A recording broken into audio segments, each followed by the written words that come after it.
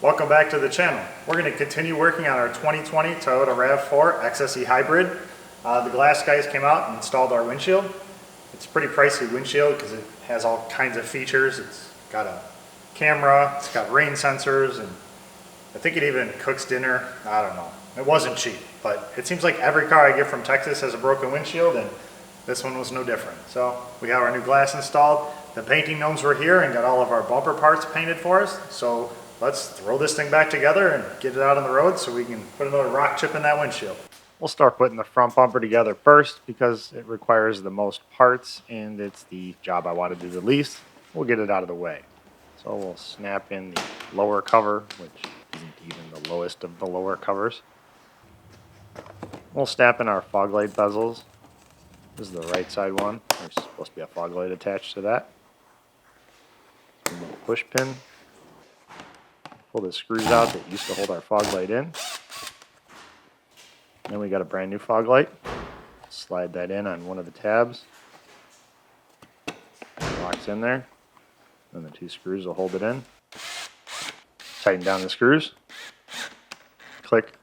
Then we can put the whole bezel and fog light assembly on the driver's side. Put our little push pin in there. And now we'll put our little brackets in. I guess they're what you'd call the grills. Put the screws in them and they'll hold them in for right now. We're going to have to take those back out because the other piece goes over that. But I don't want to fall on the floor. Clip our grill in. And we'll clip the upper bumper support in and we'll run those screws back in there that hold those other grill pieces on. The rest of our screws in our grill and our upper support. We can snap the emblem back on and screw it in. There's a couple of screws in the top of the bumper support. We'll screw those in there. There's also a couple push pins on the outer edge. We'll clip those in.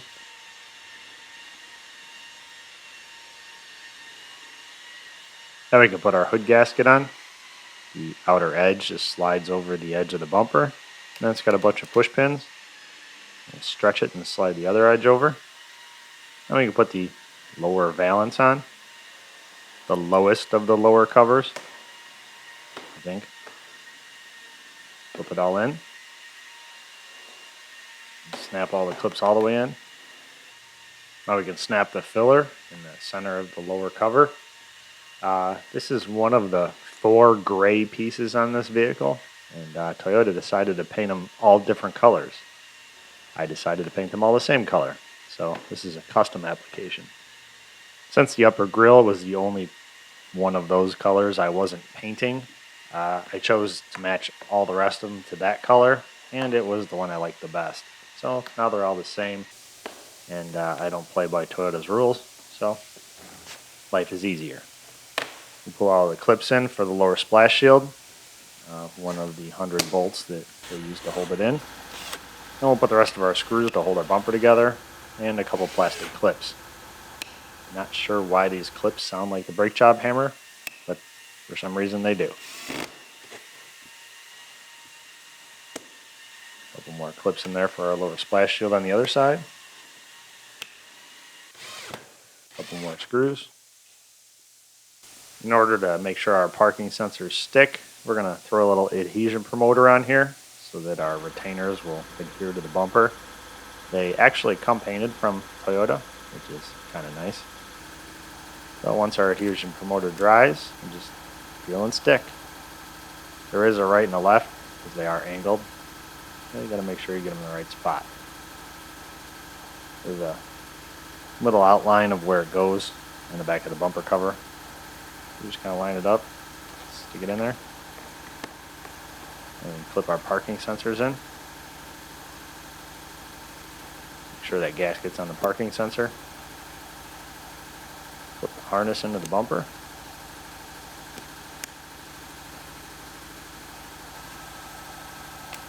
And we'll put the harness in around the fog light.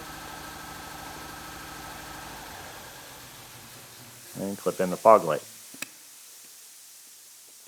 Clip in the harness connector.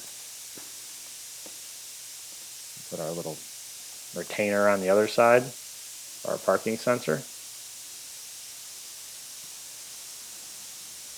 sure it's on there. You don't want these things falling out. They do have to be calibrated. Thanks, Toyota. Just an extra expense. Put in our parking sensors. Run our wiring harness up there. Plug in our fog light, and our front bumper is ready to go back on the vehicle.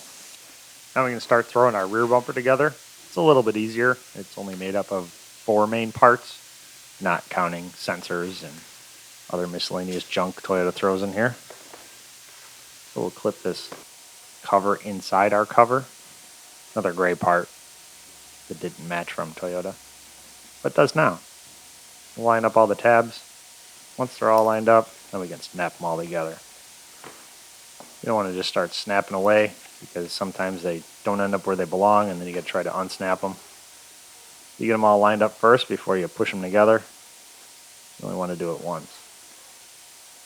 And the bumper kind of loses shape from being transported, so it doesn't always fit together perfectly.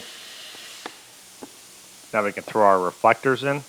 Just a tab on the inside that slides in, and then one screw in the back. These are original. Somehow they did survive the accident. One was actually kind of folded inside the cover, but I kind of cut the cover out around it to save it. They're not expensive, but why buy them if you don't have to? Now we can throw all the clips in that lower insert that we put in there. I still don't understand why it makes the same sound as the brake job hammer, but I guess that's Toyota sound. At least the rest of the clips made clippy sound. Now we're on to the parking sensors and wiring harness. Put all the little gaskets on our parking sensors. Make sure it's all the way on there. Nothing worse than snapping them all in, putting the bumper on the car, and realizing the gasket's folded over and you got to start all over. Clip our wiring harness in. And then plug in our parking sensor. There are 3 new sensors, so we are going to have to recalibrate everything and relearn everything. And just replace sensors on these. The gasket on the next one. Plug this one in first. And then we'll snap it into the bumper. Make sure both clips engage. Keep going across the bumper, snapping in our harness as we go.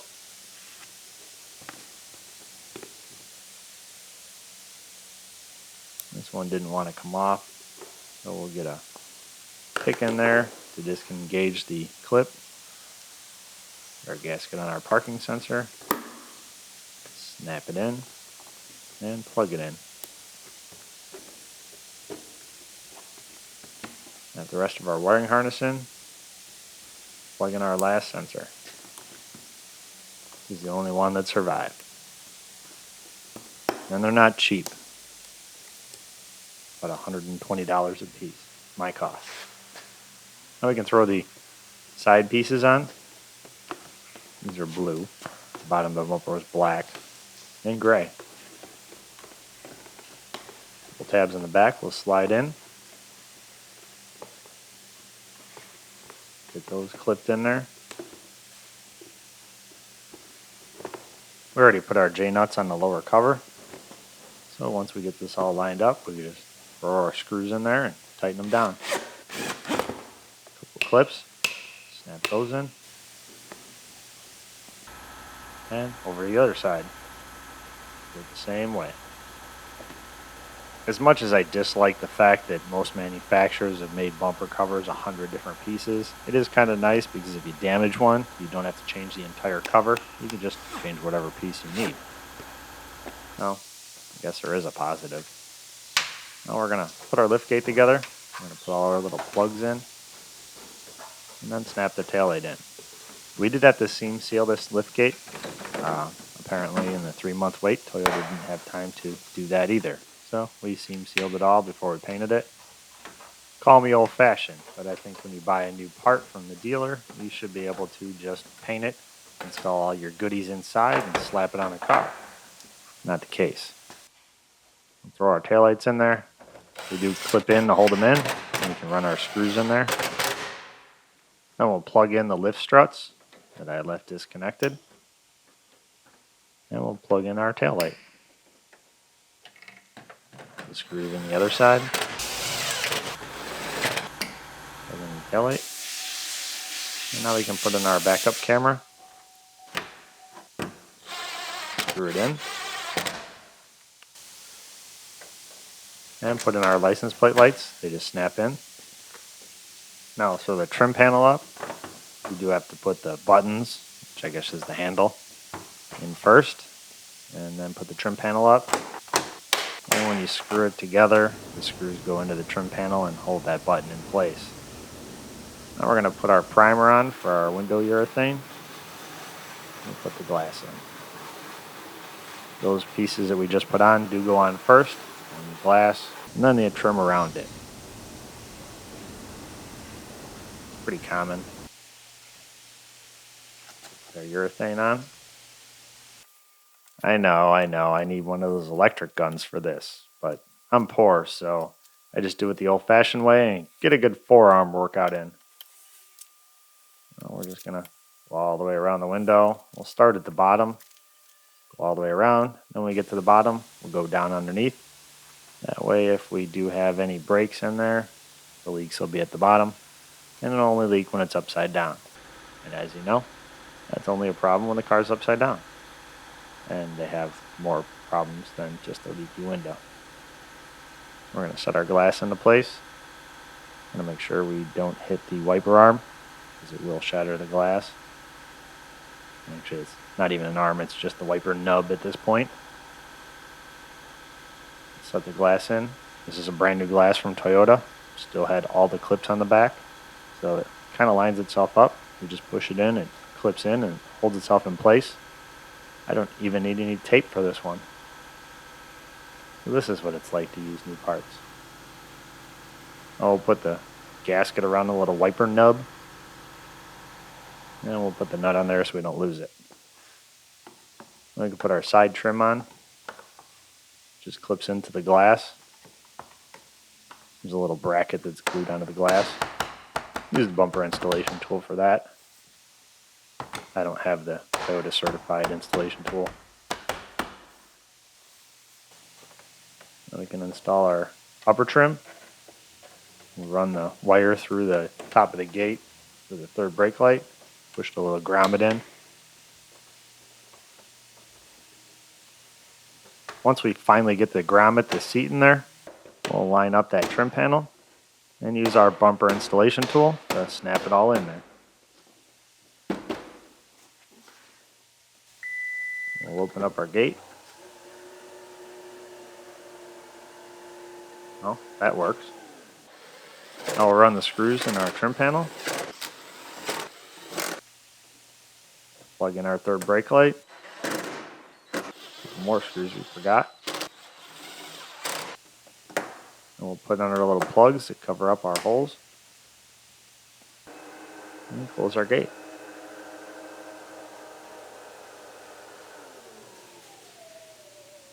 It works. I did something right. Now we can snap on this lower trim. This is actually black. Car's blue. Came painted from Toyota. That was kind of nice. Just clips in with the bumper installation tool, and then there's one screw in the center. Pop in our little plastic clips for our license plate. Thank you, Toyota, for learning your lesson. They used to have a nut in the whatever, tailgate, deck lid, whatever Toyota it happened to be. And in my area, if the license plates were on for more than about 60 days, that would rust up and you could never get those bolts back out of the deck lid or lift gate or whatever. So with it being plastic now, you can just unscrew them, no problem. So while I was praising Toyota for finally doing something correctly and not the most difficult way possible, the bumper gnome showed up and started throwing the bumper on with his bumper installation tool. There's a couple of screws down at the bottom. These are where the rubber baby buggy bumpers hit. We'll screw those in. And now we can plug our taillights in. This side we left the harness in the car, so we have to plug in each individual bulb. We'll slide it in the quarter, clip it in, and we'll run our screws in the taillight. and one on the top of the bumper. On the passenger side, we had the harness out with the light, so our light's completely plugged in. We'll slide it into the quarter. Clip it in. All the way in. And we'll run our screws in there. And there's just one plug on the inside to plug that all in. Now we can throw the front bumper up there. Make sure our wiring harness isn't snagged on anything. Set the bumper in. We can plug that harness in later. Wheel opening molding back. It's all lined up. And we'll just start using the bumper installation tool to clip it all in. Apparently the gnome's a little apprehensive about using his bumper installation tool. Must be one of those fragile snap-on ones. Now we can screw in the top of our bumper.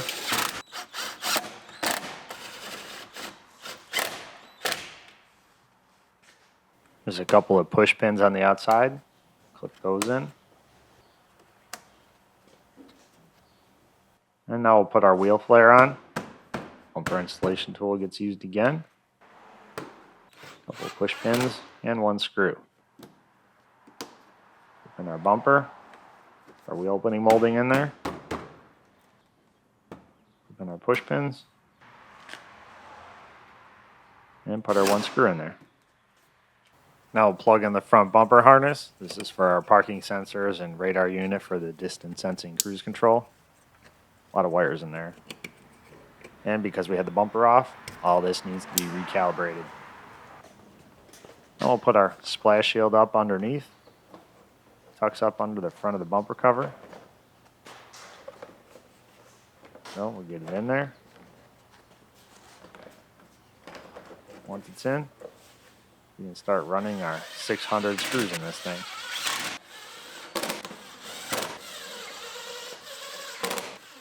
Might have to charge the battery of the impact halfway through.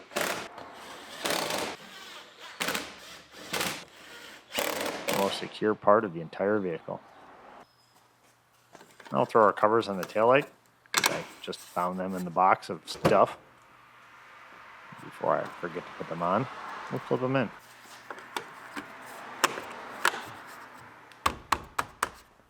Now we're going to put our wheel opening molding on the right rear. This side, this piece that goes inside the door came off. It wasn't supposed to, so we had to put new two-sided tape on there. And we're going to stick it back up. Normally, you don't have to take this off, but since it fell off, clip in the one clip, line up our holes, and stick it on there. There is one push pin that holds the bottom in.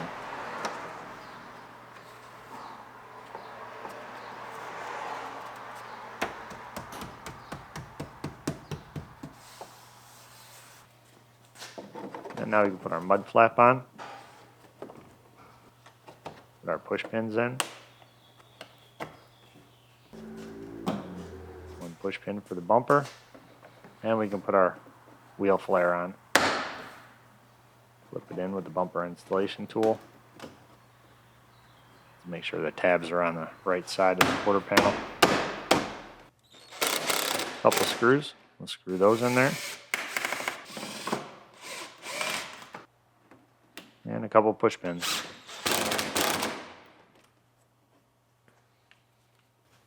So now we're over to the driver's side. A little easier on this side. I took it apart a little differently. It wasn't crunched, so it came apart a little easier, like it was supposed to. We'll just snap our wheel flare in, put our screws in, and our couple push pins. Now we'll throw our wiper arm on the back. Line it up on the wiper nub. Start the nut. This is about where it goes. We're going to tighten it down, but not too tight. Then we'll give it a whirl, see if it works, or if it's going the wrong direction, or if bad things happen. Nope, it's doing what it should do. So now we can tighten it all the way up and put our little cover on. We'll throw our front license plate bracket on.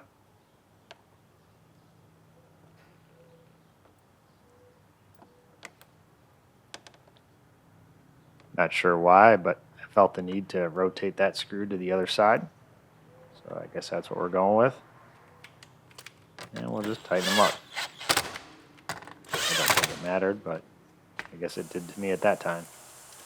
We'll throw our Toyota emblem on the back. Peel off all the plastic stuff and throw it on the ground. You don't have to worry. The shop seals didn't survive the last plastic I threw on the ground, so not going to hurt anybody now. Push the emblem on.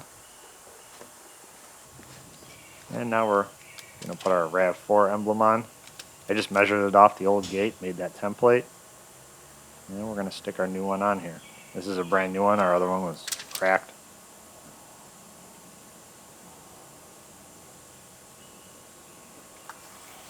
Pull off our alignment system. And we'll go over to the other side and stick our hybrid emblem on so that everybody knows that we drive really, really slowly. Usually in the left lane. Push that on there.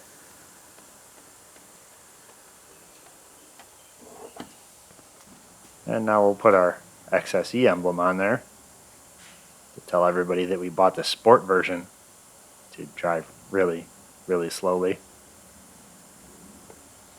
Kind of an oxymoron. Sport version of a hybrid. Okay. Pull off our molding alignment system. Now we leak checked everything and I didn't drown in the back of the vehicle, so I think we're good to start throwing it back together. So we'll throw our trim panel on here. We'll plug in the light and our cigarette lighter, 12-volt outlet, whatever it may be. Clip it into the upper trim. Bumper installation tool again. You don't have to go get the trim tool for that. We'll bolt in the cargo tie down in the back. And we'll clip in this front trim piece. I did damage the bumper installation tool during this. It was a little sore for a couple days, but it'll be fine. We'll bolt in the front cargo tie down, and snap the cover on, and snap the rest of that front trim panel on. Now we'll put the screw in underneath where the cargo cover goes in the front. This is that screw that the camera guy didn't think you needed to see existed. Well, I guess he felt you needed to see me put it back in, or you won't believe I did it. So we'll put that screw back in there. And there's one push pin in the back. We'll line that up, snap it in. Now we're going to throw our trim panel in the driver's side. There's nothing to plug in on this side. We just set it in place. Clip it in underneath the front, because I still refuse to take Toyota rear seats out. We'll clip it into the upper trim. Put that tie down hook in the back. That actually holds the trim panel in too. Now we'll put our little cover in. This is the access to release the fuel door if you have no power, in case you're waiting for the tow truck and feel the need to fill your car up with gas. Or if it just stops working, which is impossible because it's a Toyota. Yet, even the engineers plan for that. Now we'll put our screw in underneath where the cargo shade attaches, because as Eric from SMA says, we have trust issues, so you need to know I did it. Now we'll throw this panel up underneath the front, the spare tire. It's actually kind of the floor. Screw that in. Screws into both trim panels on the sides, and clips in the front. And we'll clip our carpeting down. Comes down from the back of the seats. And this piece on the top is actually part of the all-weather liner. It's the only part they didn't take with them when they took the floor mats and the rear cargo liner. Fold our seats up. And we don't quite have it in the right place. It's just Velcroed down to the carpeting underneath. So we'll just peel it up and seat it on there properly so it folds like it should.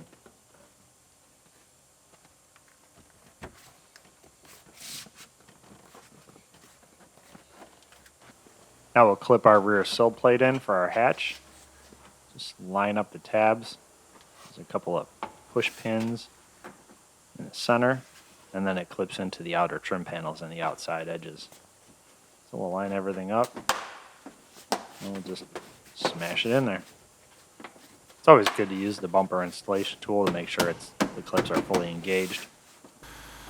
Now we can install the access cover over the battery. Just clips in there. Use the bumper installation tool to make sure it's in. And there's one little piece on the bottom. Just snaps right into that piece. Now we'll throw our spare tire in there. We did fill it up with air. It's not flat anymore. Wouldn't be very useful as a spare if it was. And we'll bolt our spare tire down with our $75 hold down. Turns out that the hold down out of a Toyota Corolla happened to be the same. So I used that. Scott's Toyota Emporium had one in stock. I'll set the jack down in there. And we'll leave the jack tools on the side here. And we'll throw the cover over the spare tire and forget about this mess. Looks like the detailing gnome has a little cleaning to do. Certainly isn't going to be me. I'll throw our cargo cover on. It's got springs in it, so you just push the end in and slide it into its little square and pull it over and latch it into the back. It's not often that I get the cargo covers, so when I do, I use them. Now we can throw our cover up over the back of the liftgate. Just line up all the little clips and smash them on there. We'll use our broken bumper installation tool. Hopefully it heals. It's way out of warranty. Flip it all in and then we'll bolt in the grab handles. 2 bolts on each side. And we'll pop the covers over the top. Snap them in there. And then we're going to put the trim around the top of the back window. Just clips in. The outsides go first, and then the centerpiece. Somehow the camera didn't want to film it. The data was corrupted, so you don't get to see it all. But trust me, I did put that last piece on.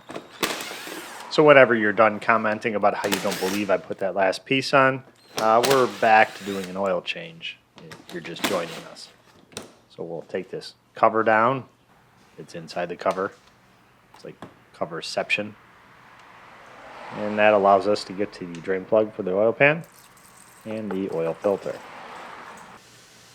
I guess if you're going to cover the whole bottom of the engine with covers, it's nice to have a little opening in there. And it's not one of those where you can't get your hands in there. There's plenty of room in here. So we'll spin our new filter up there. The oil was just changed at the dealer not that long ago, but this thing has been sitting for about 7 months by the time it was done with the auction and by the time I waited for the parts, so it isn't going to hurt to change the oil again. You can never change your oil too often. Tighten the oil plug down to 6,000 foot-pounds and send it to Jiffy Lube. Put our cover back up. Those don't go back up if you work at Jiffy Lube. And we'll dump our oil in. 0W16. At this point, I think they're just making things up. Because I'm so old, every car took 10W40. That was it. One oil did everything. Now we've got 100 different kinds of oil. And then synthetic and regular versions of each. Technology. So, our RAV4 is all back in one piece and ready for the road. It does get really great gas mileage for the time I drove it. I don't know if it's necessarily worth paying all the money to have a hybrid and then the inevitable battery replacement. If you drive a lot of miles, yes, it definitely is. But if you just put average miles on your vehicle, I really think it's kind of a wash. But driving this for a little while did unlock one of my greatest mysteries. I always wondered if horrible drivers just tended to drive hybrids or if buying a hybrid made you a horrible driver. It turns out that I still drive like a maniac, even in a hybrid. I probably don't get the best fuel economy, but I'm also not in the fast lane going the speed limit. So I guess there's that. I really do like this blue color, although it really didn't contrast that much with the black accents that come on the XSE, so you couldn't really tell. I did not ever figure out all the options this thing has. I was learning new stuff every couple of minutes. It does all kinds of crazy stuff. It's a pretty nice car. Seats are very comfortable. The leather seems kind of thin. I don't know how long it's going to last, but it's comfortable while it lasts, I guess. I do like the panoramic roof. You guys know me, I like sunroofs. It's a little noisier than the Terrains, more road noise. But overall, it was a pretty nice vehicle. I'd buy another one if I could. Although it would have to be an XSE because Toyota's styling on anything that isn't their sport version is boring, even for me. So it looks like this build is done, but there's only one way to be absolutely sure. It's time for everyone's favorite game. You guessed it. What's in my console? Ah, we don't have any extra bolts. But that's right. I had to run over to Scott's Toyota Emporium. He didn't have any 2020s in stock, but he did have some older RAV4s, and luckily the fasteners are the same, so we didn't have any spares. Guess we don't need that. What else is in here? Oh!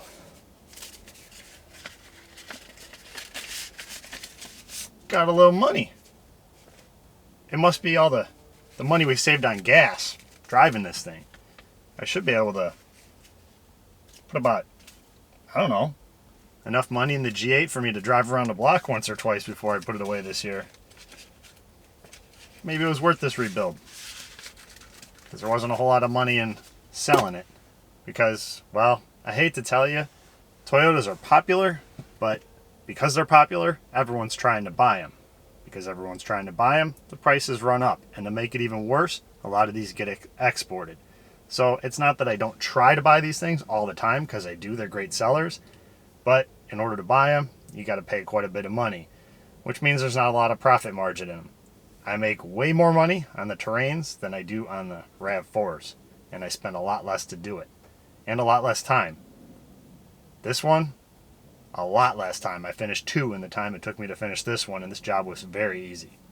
So I feel like that's going to fill this up, because you're not going to see a lot of Toyotas on here. It's not for lack of trying, it's just because that's the way life is. I don't make money on videos, so I have to make it on the rebuilds. And there isn't a lot of money in rebuilding Toyotas unless you have a successful YouTube channel and you're just paying for content. So then you can overpay for parts, you can overpay for cars, and it doesn't matter. Well, I'm not that guy, so I have to buy parts and cars at a reasonable price so that I can sell them and make some money. Sorry. Let's see, what else is in here?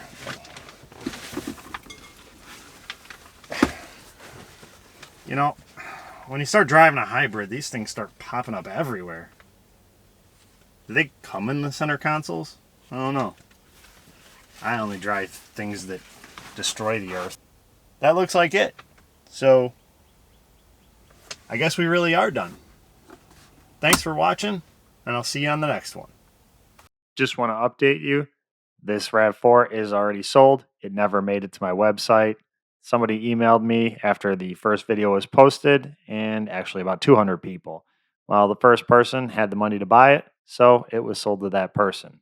If they didn't have the money, I would have went on to the next buyer, and so on until somebody was able to purchase it. So, if you didn't get this one, maybe you'll get the next one.